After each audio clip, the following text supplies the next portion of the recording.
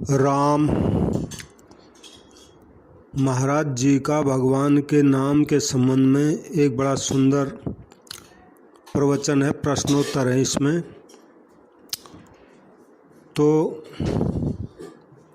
समय के बारे में पहले बताते हैं कि समय बड़े तेज़ी से खर्च हो रहा है।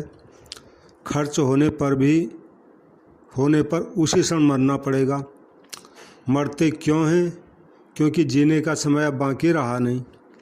आप कितने बुद्धिमान हो, आप में कितना ही बल हो, आपके पास कितने ही रुपये हों, आपका कितना ही बड़ा राज्य हो, आपके पास सब कुछ हो, पर मरने के समय वह कुछ काम नहीं है। अरब खरबलों द्रव्य है, उदय अस्तलों राज, तुलसी जो निज मरण है, तो आवहीं के ही काज। इसलिए सावधान रहो। बहुत सीधा सरल उपाय है कि राम राम राम कहना शुरू कर दो और भीतर बार बार भगवान से कहो, हे नाथ ऐसी कृपा करो कि मैं आपको भूलूं नहीं।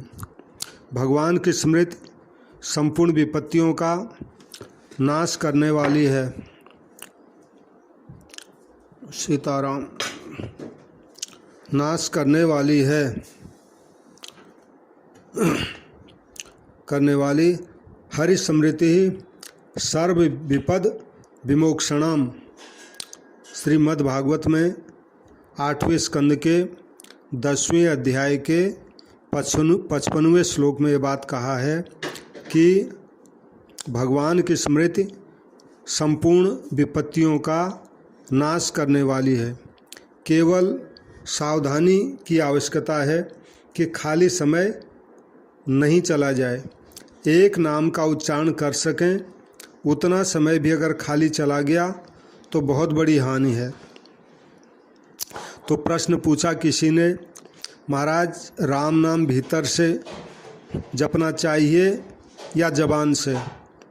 तो महाराज जी ने बोला, चाहे भीतर से जपो चाहे जबान से जपो, जिस किसी तरह से जपो, नाम जप छूटना नहीं चाहिए।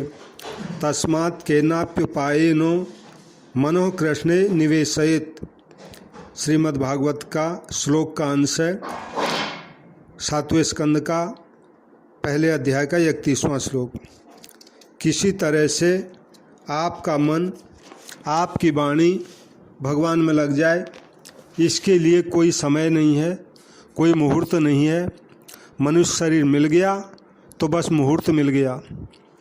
सोई नित्य सुतित्य है, सोई बार सुबार, भद्रा भागी मानवा, सुमिरचा सृजनहार। प्रश्न पूछा फिर किसी ने, भगवान का नाम लेना और भगवान का कार्य करना दोनों में ज़्यादा आवश्यक कौन सा है? तो महाराज जी ने उत्तर दिया, यह प्रश्न ऐसा ही है जैसे कोई पूछे कि रोटी खाएं या पानी पिएं, क्या करें बताओ? दोनों ही आवश्यक हैं। नाम भी लो और काम धंधा भी करो। नाम तो हरदम लिया जा सकता है, पर कार्य हरदम नहीं किया जा सकता। अतः नाम हरदम लो और मौका पड़ने पर कार्य भी करो। गीता जी में आया है, तस्मात् सर्वेषु कालेषु माम अनुस्मर युद्धचौ। 8वें अध्याय का 7वां श्लोक है ये। जो भी शास्त्र विहित काम सामने आ जाए उसको भगवान का समझकर करो और भगवान का नाम निरंतर लेते रहो, नाम छूटे नहीं। चाहूँ जुग चाहूँ श्रुति नाम प्रभावु, कल विशेष नहीं आन उपाऊ। चारों ही युगों में और चारों ही वेदों में नाम का प्रभाव है, पर कलयुग में इसका विशेष प्रभाव है। इसके समान दूसरा कोई उपाय है ही नहीं। सभी संतों ने एक स्वर से नाम की महिमा गाई है। नाम के विषय में भेद हो सकता है। कोई ओम कहेगा, कोई राम कहेगा, कोई हरे राम ऐसा बताएगा मंत्र, कोई ओम नमो नारायणाय बताएगा। इस प्रकार नामों में भेद हो सकता है, पर नाम जप में सब के सब एक हैं। फिर प्रश्न पूछा, महाराज राम राम करने से प्रारब्ध कट जाएगा? तो महाराज जी ने उत्तर दिया, प्रारब्ध तो भोगने से कट ही जाएगा, प्रारब्ध की क्या चिंता करें, यह तो भोगा और कटा, आपसे आप कट ही जाएगा। प्रारब्ध तो हरदम स्वतः स्वाभाविक ही करता रहता है। प्रश्न पूछा किसी ने, ऊपर से राम राम करते हैं, मन तो लगता नहीं, फिर क्या फ़ायदा? तो महाराज जी ने कहा, ऊपर से करने पर भी फ़ायदा होता है।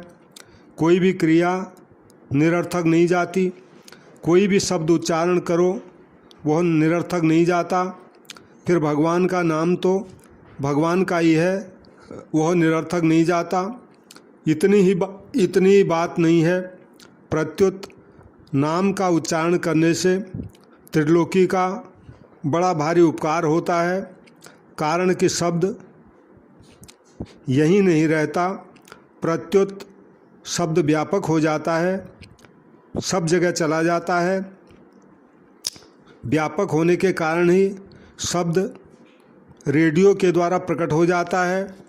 अगर कोई खराब शब्द बोलता है तो वह त्रिलोकी का बड़ा भारी अपराध करता है।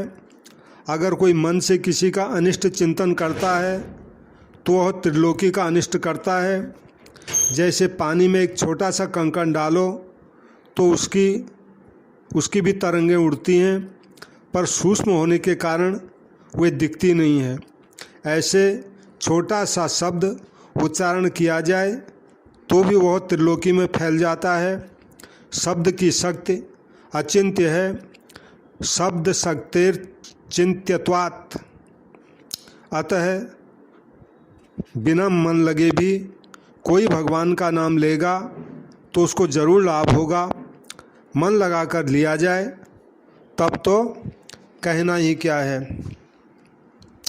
नाम राम को कल्प तरु कलि कल्याण निवास, जो सुमिरत भयो भांगते तुलसी तुलसीदास। सियावर रामचंद्र की जय।